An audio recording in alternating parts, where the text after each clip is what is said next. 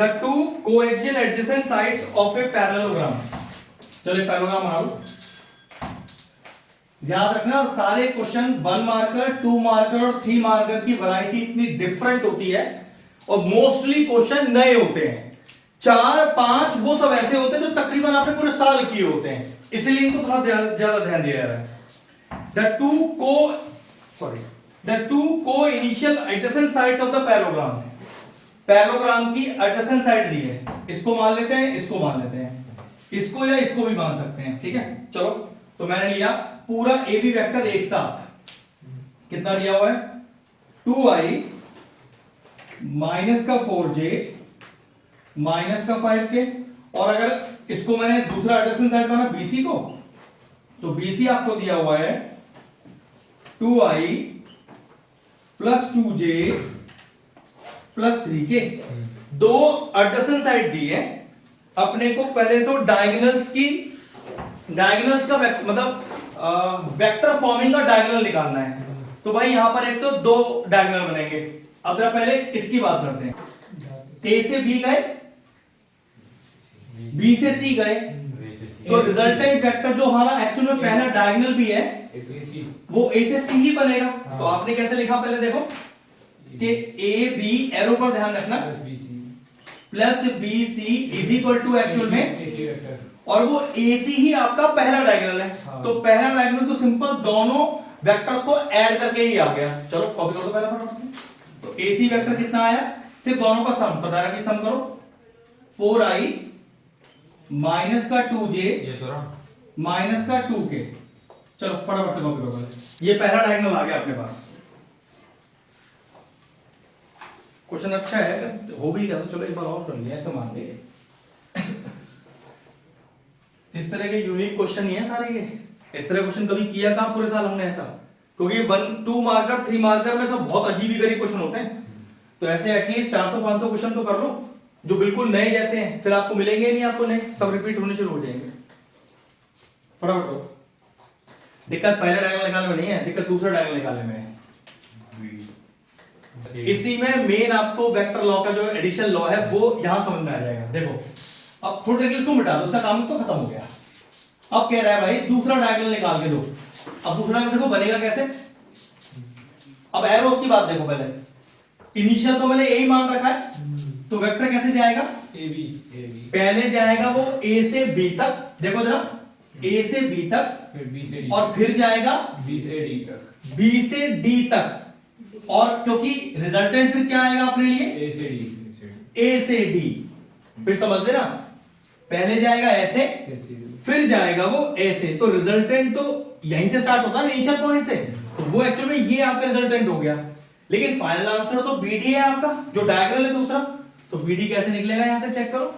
BD vector is equal to AD vector. इतना clear हो गया।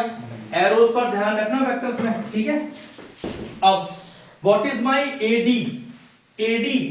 भैया आपका जो BC है ना वही आपका AD वेक्टर है। तो उठा के आपने यहां पर डायरेक्टली AD वेक्टर के लिए BC वेक्टर की वैल्यू को रख दिया माइनस AB। तो भाई AB तो सीधी है ही है, चलो माइनस कर दो इसको फटाफट से, फटाफट करो।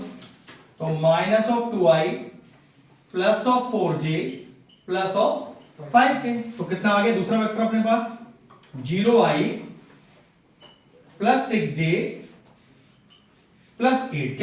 ये लीजिए दूसरा डायगोनल भी आ गया आपके पास। अब कह रहा है भैया एरिया निकाल दो इस पैरेललोग्राम का। तो देखो दो तरह से एरिया निकल सकता है। अगर आप नहीं अगर आप साइड को इस्तेमाल कर रहे हो, एडजेसेंट साइड ही तो है, तो डायरेक्टली फॉर्मूला हो जाएगा AB क्रॉस BC। AB और BC, हाँ साइक्लिक ही तो है बिल्कुल। और अगर आप डायगोनल्स का इस्तेमाल कर रहे हो तो फिर फॉर्मूला हो जाएगा हाफ। कितना कितना है डायगोनल AC और दूसरा है BD। अभी आपकी चॉइस है कि आपको साइड्स को यूज करके एरिया निकालना है या डायगोनल को यूज करके एरिया निकालना है, ये आपकी चॉइस रहेगी। हमें कोई इसमें दिक्कत नहीं है, आंसर मैच करेगा। चलो कॉपी कर लो। जिसको एडजेसेंट साइड यूज करनी है वो ये वाला फॉर्मूला लगाओ एरिया का, और जिसको डायगोनल का इस्तेमाल करना है वो ये वाला लगाओ। यही एक्चुअल में एरिया ऑफ ट्राइंगल भी है आपका, ठीक है, ध्यान रखिएगा। बस फिनिश हो गया क्वेश्चन। अगर आपके पास दो अलग अलग फंक्शन हैं तो इनको डिफरेंशिएट करने के लिए पहले let u is equal to, तो du बाई dx निकाला, फिर let v is equal to dv by dx निकाला, और फाइनल आंसर में du अपॉन dv, जो कैसे निकलेगा आपका du by dx upon dv by dx। Question देखो, if a is equal to aij, एक मैट्रिक्स दिया हुआ है, is a scalar matrix of order n cross n, एक बिल्कुल नई चीज है, सच दैट, इसको जरा सही कर लो, ये ai है बेटा, ना कि aik, ai is equal to k for all i, find the trace of a। पहली बात तो मैट्रिसेस में ट्रेस किसको बोला जाता है? ट्रेस बोला जाता है मेन डायगोनल के सारे एलिमेंट्स के सम को। अब आपका मेन डायगोनल कौन सा होता है? ये वाला मेन डायगोनल होता है। अब दिक्कत क्या है क्वेश्चन में, अगर कोई मुझसे पूछे क्या भैया मैं निकाल दूंगा सम, आप मुझे अपने डायगोनल का जरा ऑर्डर बता दो, मन भाई ऑर्डर तो n क्रॉस n है, और हर डायगोनल एलिमेंट पर रखा क्या है? के डॉट डॉट डॉट डॉट, कहां तक? n टर्म्स तक, और इन सभी का मुझे सम करना है। तो देखो जरा, k plus k plus k plus k up to n terms तक। तो याद रखना, मतलब दो नियम है कॉमन लेने के, या तो ये k into k into k into k into n terms तक हो सकता है, या तो k plus k plus k plus k plus k n terms तक हो सकता है। अगर मुझे इसमें से k कॉमन लेना है इनटू वाले में से, तो याद रखना k कॉमन नहीं आएगा, k की पावर n कॉमन आएगा। लेकिन अगर वही कॉमन आपको प्लस में लेना है तो k कॉमन नहीं आएगा, n k कॉमन आएगा। हाँ जी, प्लस में n k होता है, मल्टीप्लिकेशन में k की पावर n होता है। तो आंसर कितना हो गया अपना? फर्स्ट ऑप्शन हो गया इसका, n k खत्म हो गया। फर्स्ट ऑप्शन कौन सा ऑप्शन है? सी ऑप्शन, सी ऑप्शन, ठीक है, फिनिश हो गया। तो इसमें सॉरी में कैसे लिखेंगे? वो सॉल्व आपने, अब आपने क्या लिखना है, पहले लिखो जरा, ट्रेस ऑफ ए बोलते किसको है? What is called as trace of A. लिखिए, the sum of, what is, question भी आ सकता है what is trace of A, बहुत कोई दिक्कत नहीं है इसमें। The sum of all diagonal elements, the sum of all diagonal elements on the main diagonal, on the main diagonal of a matrix is called as trace of a matrix। ठीक है, traces बोलते हैं main diagonal के सारे element को सम करने पर। अब क्योंकि हमारा, देखो जरा, हमारा मैट्रिक्स कितने ऑर्डर का है? ठीक है, अब यहां पर क्या लिखा हुआ है? चलता चला जाएगा। तो आपने क्या किया, फिर डेफिनेशन डाली कि ट्रेस क्या होता है, इन सबको जोड़ा, क्योंकि जोड़ रहे हो n टर्म्स तक और k कॉमन लेना चाहते हो तो n टाइम्स k कॉमन लेना चाहते हो लेकिन सीरीज मल्टीप्लिकेशन की है तो k की पावर है, बस ये नियम है। ठीक है, फिनिश हो गया अपना पहला क्वेश्चन। देखिए, पहला हमने डिटरमिनेंट की प्रॉपर्टी पढ़ी थी, determinant of a dot b। अब भैया ये a dot b dot c dot d कुछ भी हो सकता है, सबका इंडिविजुअल मल्टीप्लिकेशन कर दीजिए आप। ठीक है, अगली क्या पढ़ी थी हमने? एडजॉइंट a का डिटरमिनेंट, तो ये मॉड a की पावर n माइनस 1। ठीक है, फिर एक पढ़ी थी हमने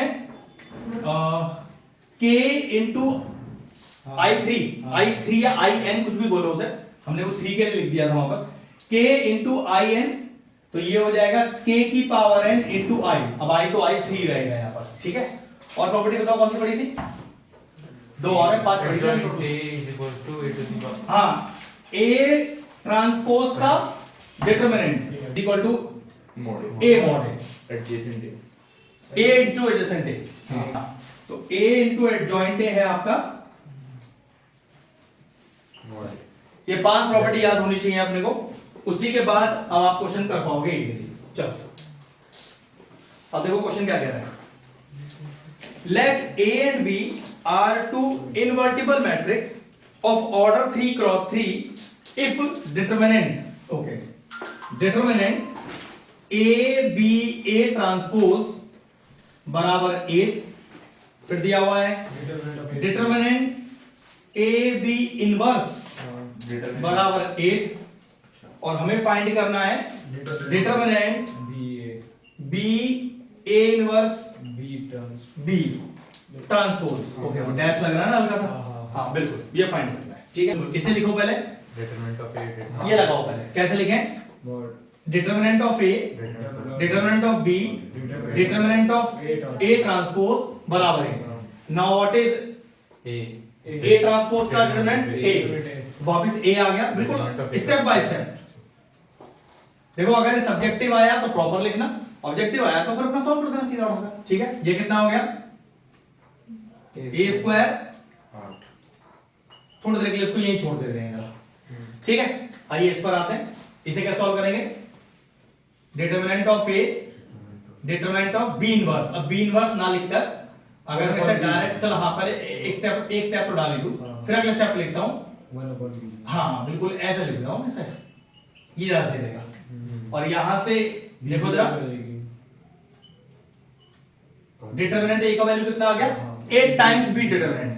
अब चेक करो, क्या इसे उठाकर मैं यहां डाल दूं, हाँ स्क्वायर लग रहा है, तो यहां कितना आ जाएगा 64 बी स्क्वायर इनटू बी का डिटरमिनेंट बराबर 8, ये बी क्यूब हो गया, 64 को नीचे ले गया, नीचे 1/8 तो ये आ गया 1/8, और अगर यहां से क्यूब हटाऊंगा तो डिटरमिनेंट ऑफ बी कितना आ गया 1/2। चलो पहले इतना कॉपी कर लो जरा फटाफट से। अब इस डिटरमिनेंट ऑफ बी की वैल्यू यहां डाल दीजिए, तो डिटरमिनेंट ए का वैल्यू भी आ जाएगा अपने पास 8 टाइम्स बी, तो डिटरमिनेंट ऑफ ए आ गया आपके पास 4, और डिटरमिनेंट ऑफ बी आ गया आपके पास हाफ। ये क्लियर है इतना? चलो सबसे पहले वो ऊपर मल्टीप्लिकेशन वाली प्रॉपर्टी लगाना, उसके बाद कोई और प्रॉपर्टी लगाना। क्या लिखें sir, determinant of A, determinant of A inverse, determinant of B transpose. अब बी ट्रांसपोज को वापस क्या लिख दूं, बी लिख दूं, चलो ये कितना हो गया, बी 1/a डिटरमिनेंट लगाकर और इनटू बी, अब ये कितना हो गया बी स्क्वायर, ठीक है। क्या b का वैल्यू है अपने पास, 1/2 का स्क्वायर करो, 1/4 डिवाइडेड बाय 4, तो 1/4 डिवाइडेड बाय 4, तो ये आ जाएगा 1/4 into 1/4 that is equal to 1/16। ये 1/4 कैसे आ गया, b स्क्वायर अपॉन 8 बेटा b का वैल्यू कितना है, सीधा वैल्यू 1/2 है, स्क्वायर इज 1/4, 8 डिटरमिनेंट का वैल्यू कितना है 4, तो आ गया 1/16, तो फाइनल आंसर आया अपने पास 1/16। चेक करो है क्या, हाँ ठीक, खुद ही डिसाइड कर लेना मार्क्स को, बस अभी चेकिंग करेंगे, बताने कितने कटेंगे, हाँ तुझे पहले ही पता होता है, बस तुझे 7 प्रॉपर्टी नहीं बताती, वैसे सब पता है तुझे। अगली प्रॉपर्टीज रह गई अभी 5 सेकंड, 2 तो आनी ही नहीं है, तो 5 ही कर लो। नहीं नीचे कर लूंगा, अरे क्या फायदा, इतना पढ़ लिया आपने, 2 प्रॉपर्टी फालतू पढ़ के कहीं बुद्धि घिस गई तेरी, तो भाई 3 दिन ही तो मिले थे, तो 3 दिन में 5 प्रॉपर्टी बहुत होती है। अब देखूंगा अगले 2 दिन में, अब जब देख लूंगा, ठीक है, ज्यादा इतना पढ़ने की जरूरत क्या है।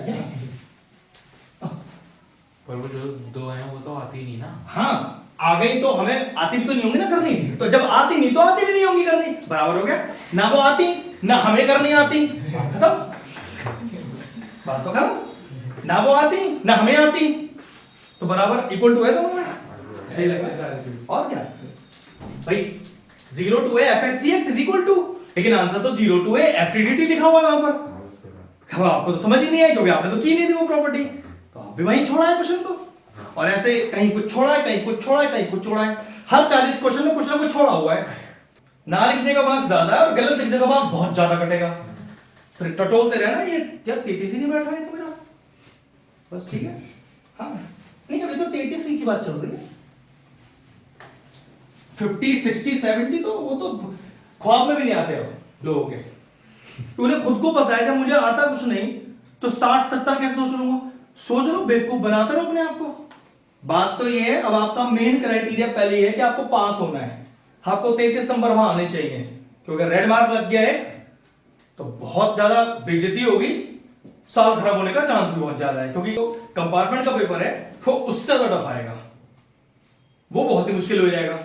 हाँ, अभी आपके पास टाइम है, आप उसको यूटिलाइज नहीं कर रहे, आप अभी भी वेट कर रहे हो, अपने सातों प्रॉपर्टी खत्म नहीं करी, सैटरडे आपके पास, संडे आपके पास, क्या कर रहे थे आप? कहीं और बिजी थे? नहीं फिर क्यों नहीं निपटाए?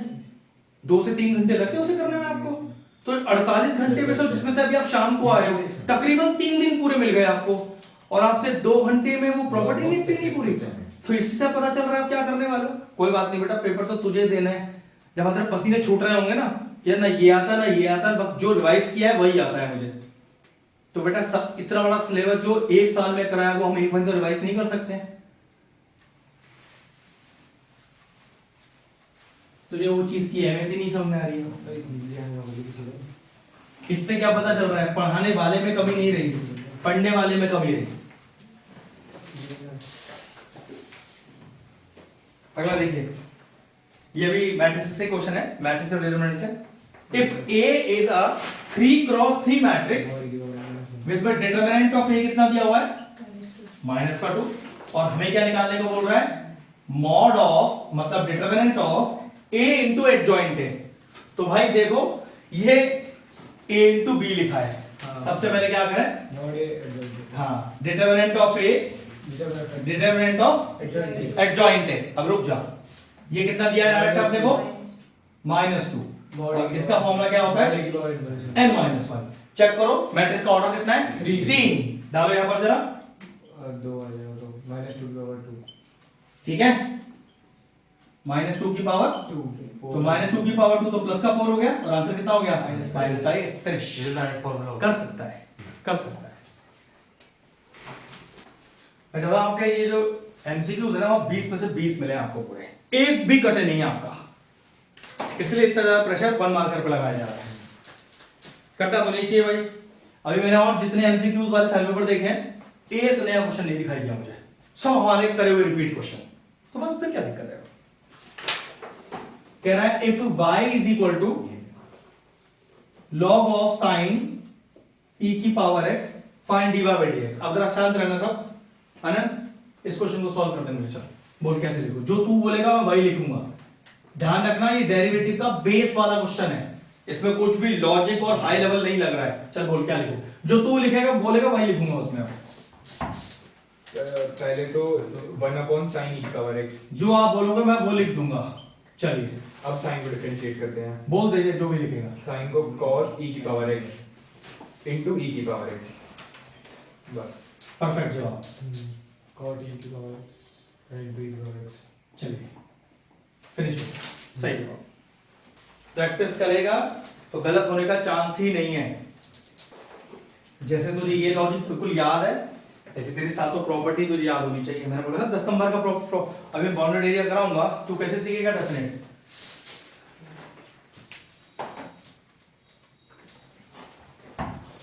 फिर देखो जरा, ये तो ओरल सा ही क्वेश्चन है। The direction ratio of a line parallel to z axis, 0 0 1 होता है, तो याद रखना z एक्सिस है और 2 नहीं है, तो 0 0 1। चलो टिक कर लो इसे, जिस जो है उसे 1 रखना और जो नहीं है उसे 0 रखना। अब x और y मौजूद नहीं है तो आपका आंसर हो गया 0 0 1। और मान लो इसमें डायरेक्शन कोसाइन मांगा होता तो आपके पास डायरेक्शन रेशियो आ गया 0 0 1, एबीसी आ गए, फिर आप एलिमेंट निकालते हो, ठीक है। हाँ, a upon under root of a square plus b square plus c square करके, ठीक। चलो 6 वाला देखिए, what is the integrating factor of, बस इंटीग्रेटिंग फैक्टर निकाल के दिखाना है, आगे कुछ नहीं सॉल्व करना है इसमें। तो dy by dx plus y sec x is equal to 10x। पहले तो चेक करो ये कौन सी फॉर्म का क्वेश्चन बन रहा है, dy by dx plus py is equal to q। ये बन रहा है आपका लीनियर डिफरेंशियल इक्वेशन, जिसमें p का वैल्यू कितना आ गया अपने पास, sec x। q की जरूरत नहीं क्योंकि सिर्फ if निकालना है अपने को, और if का फॉर्मूला क्या होता है, e की power integration of p dx, तो e की power integration of sec x dx का डायरेक्ट फॉर्मूला इंटीग्रेशन का log of sec x plus tan x, e की power log of sec x plus tan x।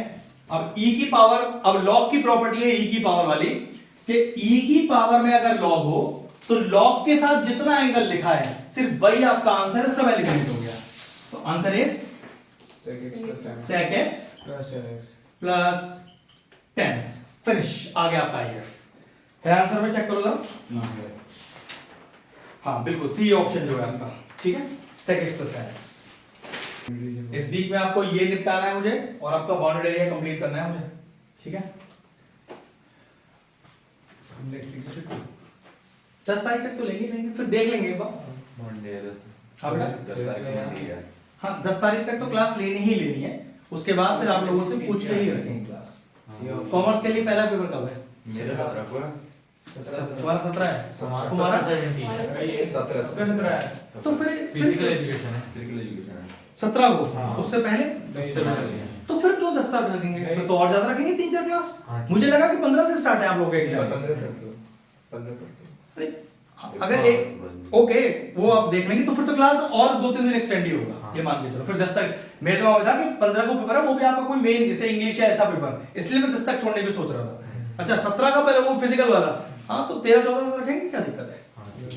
आपको कितनी चाहिए physical के लिए? उसका फिजिक्स है ना, फिजिक्स कब है? फिजिक्स 21 को है। 21 और 17 को, हाँ तो यार मानो 13-14 तक तो रहेगा, फिर आपकी भी छुट्टी हो जाएगी। हाँ हाँ फिर तो ठीक है। फिजिकल कोई ऐसा नहीं कोई फिजिकल के लिए दिन रात एक करेगा? नहीं, मेरे को तो पहले तो बुक लेनी है। नहीं कोई है जो फिजिकल में दिन रात एक करने वाला है? फिजिकल के नोट्स भेज दियो। हाँ तो क्या है, नेट पर मिल जाएंगे आजकल, भेजने की जरूरत है आजकल। सब लोग करा तो रहा है, सब मिलता है बेटा, सब मिलता है, अब सब मिलता है उस पर।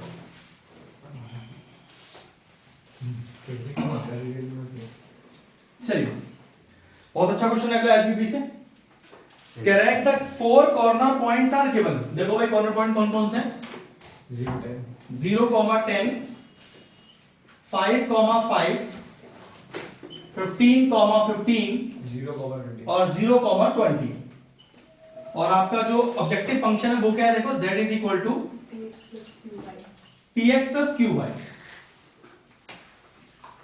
Condition on p and q so that the maximum of z occur at both 15, 15, 0, 20। देखो 15, 15, 0, 20 इसकी बात ही खत्म कर दी उसने कि p और q के बीच में वो कंडीशन बताइए जब इन दोनों पॉइंट पर आपका z मैक्सिमम है। अगर हमें पहले ही पता है कि दोनों पॉइंट पर मैक्सिमम है तो देखो जरा z मैक्स 15, कितना आएगा? याद रखना पहला वैल्यू x होता है, दूसरा वैल्यू y होता है, तो कितना हो गया? 15p plus 15q। और ऐसे ही z max 0, 20 is equal to 0, ये तो 0 ही हो गया और ये हो गया 20q। Since both the point are maximum, hence we can compare them। तो क्या लिखेंगे? 15p plus 15q is equal to 20q।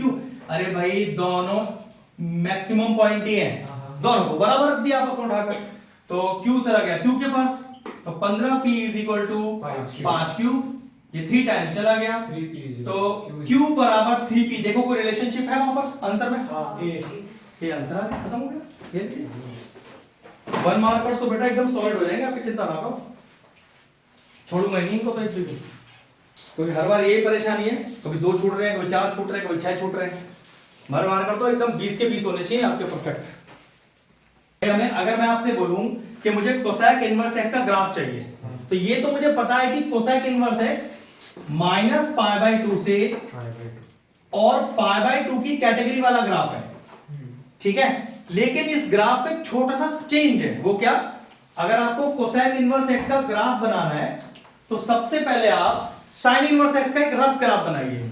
अब साइन इनवर्स x का ग्राफ कहां से कहां तक का होता है? उसका डोमेन होता है -1 से 1 तक का, और रेंज तो हमें पता ही है -π/2 से। फिर एक डॉटेड लाइन डाल लीजिए जिससे कि आपका ग्राफ इस बाउंड्री के बाहर ना निकलता हो कभी। बाद में डॉटेड लाइन आप मिटा भी सकते हो, ठीक है। अब देखो पहले साइन इनवर्स x का एक रफ ग्राफ बना रहे हैं, बन गया। तो कैसे बनता है कोसेक का ग्राफ, देखो सॉरी कैसे बनता है कोसेक इनवर्स एक्स का ग्राफ, ये गया इधर, ये आया इधर। अब जरा एक चीज देखना, हमने अपने रेंज में लिखा है -π/2 से π/2, -π/2 से π/2, ये 0 से होता हुआ कहां गया है? तो यहां पर क्या है एक्चुअल में, ऐसे टकराया नहीं ना, टकराता तभी तो 0 पे आता। देखो जरा इस लाइन को कहीं टच तो कर ही नहीं रहा भाई पर, तो सही लिखा था मैंने रेंज -π/2 से 0 यूनियन 0 से, इसका मतलब रेंज तो यही है, लेकिन अब जरा सही से लिख देते हैं इसको, ये है इसकी रेंज जो आपकी प्रिंसिपल ब्रांच है कोसेक इनवर्स एक्स के लिए, -π/2 से π/2 तो है, लेकिन 0 इंक्लूडेड नहीं है। तो ये फाइनल आंसर है इसका, कॉपी करो। तो सब्जेक्टिव क्वेश्चन देख, पेपर में पहली बात तो डायरेक्ट नहीं आया, ऐसा आएगा draw the graph of cosec inverse x and also show is domain and range, simple ये क्वेश्चन आता है। तो इसमें 0 इंक्लूडेड नहीं होता है प्रिंसिपल ब्रांच में, रेंज के अंदर, ठीक है। रेंज तो बी है, बाहर का भी है ना। तो 8 का आंसर हो गया -π/2 से π/2 इंक्लूडेड -0। क्वेश्चन है इंटीग्रेशन 0 से π/4 e की power 10x upon cos² x और dx। ये क्वेश्चन तो आपको सब्जेक्टिव भी आ सकता है, बहुत अच्छा क्वेश्चन है। सबसे पहले ऐसा कुछ लेट लो जिसका डेरिवेटिव दिखाई दे रहा हो। भैया अगर 10x को लेट लो तो sec² x दिखाई देना चाहिए, और ऑब्वियसली बात है वो दिखाई भी दे रहा है क्योंकि इसको ऊपर जाना है। तो पहले इसको लिखना प्रॉपरली कुछ इस तरह से। अब लिखिए let 10x is equal to t, तो sec² x dx is equal to dt। अब ध्यान रखना, रुक जाओ, क्वेश्चन डेफिनेट का कर रहे हैं तो लिमिट भी चेंज होंगी हैंड टू हैंड। अनंत को आती है लिमिट चेंज करनी, अपर लिमिट लोअर लिमिट, पहले लोअर लिमिट करते हैं। हमने क्या ले किया है 10x को t, अब लोअर लिमिट कितनी है 0, तो x में रखो 0, तो tan 0 is equal to t। अब tan 0 क्या होता है 0 ही होता है, तो लिखते हैं इसको t tends to 0, equal to नहीं लगाते हैं, यहां पर एरो लिखते हैं। अपर लिमिट में π/4 है, तो पहले tan x is equal to t, और अब tan π/4 is equal to t। Now what is tan π/4? 1045 1, तो t टेंड्स टू 1, तो अपने पास नई लिमिट आ गई t वाली। चलिए, तो I is equal to integration of 0 से 1, अब जरा देखो e की power t sec² x dx, वो क्या हो गया dt। तो I is equal to e की पावर t इंटीग्रेशन 0 टू 1, डालिए लिमिट e की पावर 1 माइनस e की पावर 0, तो e minus 1 is your final answer. Check करो मैच हो रहा है। हाँ ये हाँ, तो इक्वल टू में 0 किस काम को, अच्छा इक्वल टू में निकालना है, ठीक है।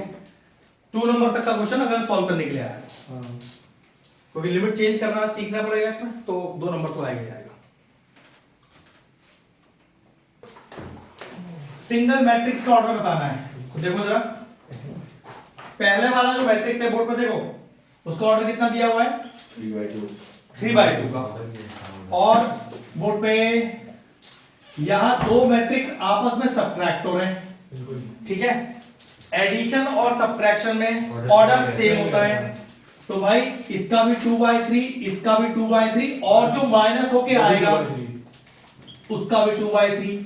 लेकिन ये आपस में क्या हो रहे हैं मल्टीप्लाई होने के लिए इन दोनों का मैच होना जरूरी है, और जो रिजल्टेंट मैट्रिक्स आएगा वो उसका ऑर्डर होगा। तो what is our final answer 3×3, खत्म हो गया। चलिए 11 क्वेश्चन भी एक बहुत देखो, पहला क्वेश्चन है इस वाले असाइनमेंट में भी आया हुआ है एलबीबी से। जरा क्वेश्चन खुद करो, पहले प्लॉट करो वाली क्वेश्चन जरा हो गया। चलिए सबसे पहले इक्वेशन को प्लॉट करना है। एक चीज देखो बोर्ड पर, सबको बोला था वाली बात, ये लेस देन और ग्रेटर देन सिर्फ शेडिंग का पार्ट है। अभी आप इसको इक्वल टू 4 मान के ही चलना, सिर्फ शेड करने के लिए। अब देखो जरा फटाफट से पॉइंट्स लेते हैं बोर्ड पे। अगर मैं x में 0 रखूंगा तो y तकरीबन 4/5, और अगर y में 0 रखूंगा तो x हो गया, हाँ हाँ 4/3। अब एक बार देख लो बेटा, यहां पर आपको कुछ करना नहीं है। x का 0 y का 4.5, 4.5 का मतलब 0.8। देखो x का 0 y का 0.8 यहां आएगा तकरीबन, और x का 4/3 मतलब 1 पॉइंट से थोड़ा ज्यादा, और y का 0 मान लो यहां पर। तो ये लाइन आगे देखो, पहले समझ लो अच्छे से। तो 3x plus 5y is equal to, towards origin. अब क्योंकि शेडिंग का काम आ गया, लो भाई इसका वापस हम लेस देन लिया है। अब x और y में 0 0 डाल दो, 0 इज ग्रेटर देन। तो 0 छोटा है 4 से, बात तो सही है भाई, 0 तो 4 से छोटा ही होता है। तो जो पॉइंट आपने पुट किया है उसकी तरफ शेडिंग कर दो। पॉइंट क्या पुट किया आपने? 0 0, तो आपकी शेडिंग टुवर्ड्स द ओरिजिन होनी चाहिए। अब हमारे 4 ऑप्शन क्या है वो देख लेते हैं। पहली बात तो इसमें जो ऑप्शन में क्लोज्ड हाफ लिखा हो उसे तो काट ही देना, क्योंकि ओपन है हमारे पास हिस्सा। तो पहला ऑप्शन है, हो सकता है बी ऑप्शन हो सकता है, और डी, 3 रहेगा हमारे पास। अब इसमें से देखो यार, an open half not containing origin, देखना भैया आपके शेडिंग में ओरिजिन आ रहा है, तो ए ऑप्शन भी गया अपना। फिर बी ऑप्शन देखो, an open half containing the origin. वैसे ये आंसर करेक्ट आ रहा है, लेकिन एक बार डी ऑप्शन भी पढ़ लेते हैं। The whole x y plane not containing the line, अरे नहीं वो तो लॉजिक ही गलत हो गया। तो answer is B, open area है, भाई कोई बंद हिस्सा तो है नहीं, और क्या उसके अंदर ओरिजिन इंक्लूडेड है? यस, तो ऑप्शन इज बी। खत्म हो गया। सर पर हम सिर्फ पॉजिटिव रीजन में नहीं करते थे शेडिंग। बेटा ये बात मैंने आपको क्लास में बताई थी लास्ट, पॉजिटिव रीजन में शेडिंग तब होती है जब हमारे क्वेश्चन में हमें ये लिख के दिया होता है। इसका मतलब होता है the shading will takes place only in the first quadrant. ऐसा तो कुछ लिखा नहीं है, तो ये आप मानो कि आप एलपीटी का ग्राफ नहीं ड्रॉ कर रहे, आप लीनियर इनइक्वालिटीज का ग्राफ ड्रॉ कर रहे हो, और वहां पर ऐसी कोई रिस्ट्रिक्शन नहीं है कि आपको फर्स्ट क्वाड्रेंट में ही करना है। हाँ, वो रिस्ट्रिक्शन सिर्फ ये लिखकर हो जाती है, ठीक है। चलो देखो 12th वाला क्वेश्चन, अब देखो रिपीट होना शुरू हो गए। यही मैं आपसे कह रहा हूं, इतनी वैरायटी ही नहीं है 1 मार्कर में भी, लेकिन वही वाली बात, 20 क्वेश्चन करके हम कोशिश कर रहे हैं कि वहां हमसे 20 हो जाए। आप 500 क्वेश्चन करो, 20 हो जाएंगे आपसे। अब आप देखो ना खुद ही, ये वाला क्वेश्चन रिपीट हो गया है, कोप्लेनर रिपीट हो गया, फिर अब तो रिपीट हो गए, डिटरमिनेंट वाला क्वेश्चन रिपीट हो रहा है बार बार, तो ठीक है, और क्या चाहिए फिर अपने को। 3 वेक्टर दिए हैं, कोप्लेनर है, find the value of m। If 3 vectors are coplanar then their determinant is 0। चलो फटाफट से करते हैं, डायरेक्टली डिटरमिनेंट बना लो और तीनों वेक्टर फटाफट से लिख दो। तो 4 11 m का वैल्यू निकालना है हमें, 7 2 6 1 5 और 4। अब देखो, if given 3 vectors are coplanar then their determinant is 0। 0 लेकर चलिए, और m, ये जो अननोन वैल्यू है m का, ये फाइंड करेंगे। प्लस माइनस प्लस, चलिए तो प्लस का 4, इससे जुड़ा रो और कॉलम भूल जाइए, ऊपर से नीचे मल्टीप्लाई, माइनस ऑफ नीचे से ऊपर, फिर माइनस का 11, इससे जुड़ा रो और कॉलम भूल जाइए, ऊपर से नीचे मल्टीप्लाई, माइनस ऑफ 6 नीचे से ऊपर, फिर प्लस का m, इससे जुड़ा रो और कॉलम भूल जाइए, ऊपर से नीचे मल्टीप्लाई, माइनस ऑफ नीचे से ऊपर इज इक्वल टू 0। तो 4 इंटू माइनस का 22 माइनस 11, फिर ये हो गया 22 plus m 33 is equal to 0। चलिए फिर से करते हैं, माइनस का 88, ओके ये आएगा 22 और 22, ये 242 आएगा बेटा, हां इज इक्वल टू माइनस का 33m।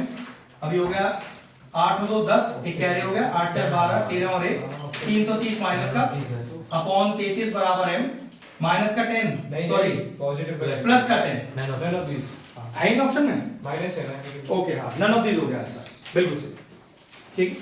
अब डिटरमिनेंट का पार्ट सिर्फ 1 मार्कर के लिए रह गया है, इसलिए इतना बहुत अच्छा प्रैक्टिस बच्चों से होता नहीं, लेकिन ठीक है, कोई बात नहीं, ये सब इतने सारे क्वेश्चन हो ही जाएंगे। 13 क्वेश्चन देखें, डिटरमिनेंट लगा के दिया हुआ है a plus I B c plus I D minus का c प्लस आई डी और a माइनस आई बी, और कह रहा है फाइंड द वैल्यू ऑफ। तो ठीक है, ये देखो क्या है, डिटरमिनेंट है, मैट्रिसेस नहीं, ऊपर से नीचे मल्टीप्लाई, ध्यान से माइनस ऑफ नीचे से ऊपर मल्टीप्लाई, पहले मैंने प्रॉपरली लिखा है, हाँ ठीक है। I think a plus B, a minus B की एंटी लग रही है, a square minus B square, तो a square minus B square minus का बी स्क्वायर। अब इसको देखना ऐसे पढ़ू क्या, id plus C id minus C, तो देखना तो A square minus ऐसे लिखना ज्यादा सही रहेगा ऐसे, ठीक है। अभी कितना हो गया देखो,